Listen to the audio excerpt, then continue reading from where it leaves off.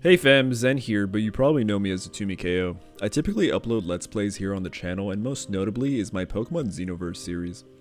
That fan game is magnificent, from the story to the artwork as well as the post game. If you haven't already, I highly recommend you check it out. I fell in love with the Fakemon designs in that game and developed a real appreciation for character designs, specifically Fakemon designs.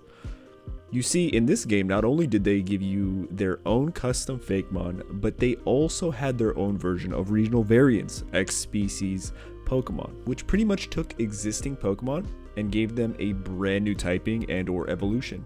One of my favorites being the Electabuzz with its new Evo Electaburst. All in all, these designs are fantastic and the artists are credited in the description, so be sure to check them out. That and the new Hisuan forms that are set to release early next year with the new game Legends of Arceus tickled my noggin and gave me an idea of what if more Pokemon had different forms, maybe not regional variants. As I want to create versions of these Pokemon that can really expand the imagination, they won't necessarily have the same category or classifications as their counterparts, but something like Galarian birds where they are categorized more on the design rather than keeping continuity. Possibly more like dimensional forms where they might not exist in our Pokemon world we are accustomed to, but maybe in their own bizarre world they work just fine. With that, we are giving the Kanto starters brand new dimensional forms. For Bulbasaur, I had the idea of keeping the bulb aspect of its design. However, I wanted to change the type of bulb we used. Instead of a plant bulb, I decided to go with a spherical one that Bulbasaur wraps around its tongue. I'm emphasizing the tongue because Bulbasaur's line always reminded me of toads, and toads are known for having long, elastic-like tongues. The orb it's holding is going to be its main source of psychic powers, making this version of Bulbasaur a psychic type. As for the color scheme, I decided to go with a darker tone with lighter accents to really bring out the importance of the spherical bulb in its mouth. And with that, we have Bulbasaur, the bulb Pokemon. It is said that Bulbasaur carries around a bulb of psychic energy within their mouths as a means of telepathic communication. They can communicate from any large distances and can even sense when their own are in danger. It has the ability Spectrum, and when it uses a psychic type move, the move's power will be increased by 50% if the user has less than or equal to 1/3 of his maximum HP remaining. So pretty much a psychic overgrow.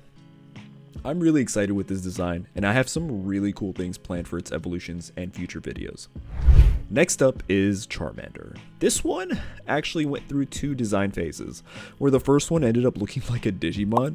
A lot of my members of Discord liked that version, but for me it didn't really showcase any of Charmander's qualities other than the pose. So with not being fully satisfied, I went back to the drawing board, quite literally, and redesigned something to be more Charmander fitting, but with bug-like features. I decided to go with a shell-like armor that is associated with insects, as well as tiny pincers on its mouth, as well as bug-like eyes and antennas.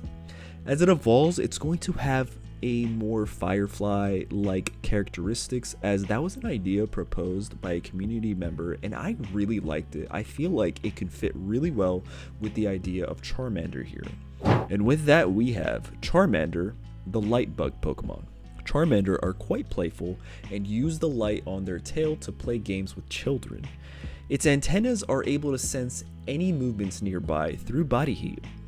It has the ability Swarm, and when it uses a bug type move, the move's power will be increased by 50% if the user has less than or equal to 1/3 of its maximum HP remaining.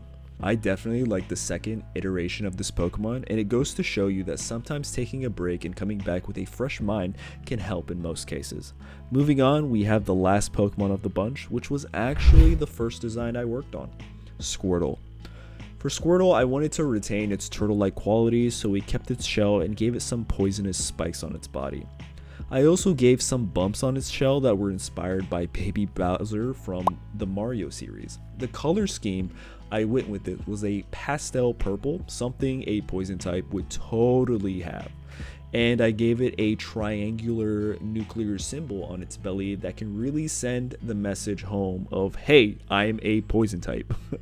And with that, we have Squirtle, the toxic turtle Pokemon. When this Pokemon feels threatened, it spits out toxic gas, leaving its foes incapacitated for a short while. Its shell is also coated with a powerful poison, leaving anyone who touches it badly poisoned. It has the ability Venom, and when it uses a poison type move, the move's power will be increased by 50% if the user has less than or equal to 1/3 of its maximum HP remaining. So again, a poison version of Torrent. And that's it. Thank you so much for making it to the end of the video. Let me know in the comments below which of these reformed starters would you pick for your team. And if you don't want to miss out on their evolutionary lines in the future, please hit that like button and subscribe button because it really does help. Also, if you want me to continue this series with even more different types of Pokemon, let me know what kinds down below in the comments. Thank you so much and have a great day.